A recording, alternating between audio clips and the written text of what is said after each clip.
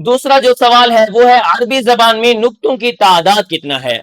عربی زبان میں نقطوں کی تعداد زیادہ سے زیادہ 3 اور کم سے کم 1 ہے، یعنی نقطہ کبھی 1 ہوتا ہے، کبھی 2 ہوتے ہیں، کبھی 3 ہوتے ہیں، نقطے 4 کبھی نہیں ہوتے، ٹھیک ہے؟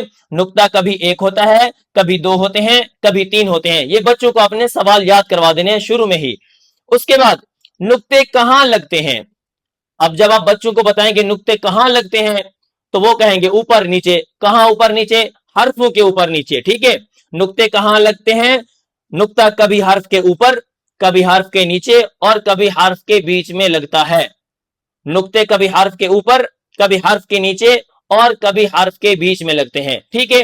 یہ 3 سوال ہیں، نقطے کسے کہتے ہیں۔ اس کے بعد دیکھیں عربی زبان میں نقطوں کی تعداد کتنا ہے۔ نقطہ کبھی 1 ہوتا ہے، کبھی 2 ہوتے ہیں، کبھی 3 ہوتے ہیں۔ قاف کے اوپر 2 ہیں، اسی طرح کیا ہے، خا کے اوپر 1 ہے، تو بچوں کو پہچان ہو جائے گی اس سے۔ نقطے کہاں لگتے ہیں؟ کبھی حرف کے اوپر، کبھی حرف کے نیچے، کبھی حرف کے بیچ میں۔ یہ آج کا ہمارا سوال ہے اور سوال نمبر 4 ہے، ٹھیک ہے؟ میں امید کرتا ہوں کہ آپ کو یہ سبق سمجھ آیا ہوگا۔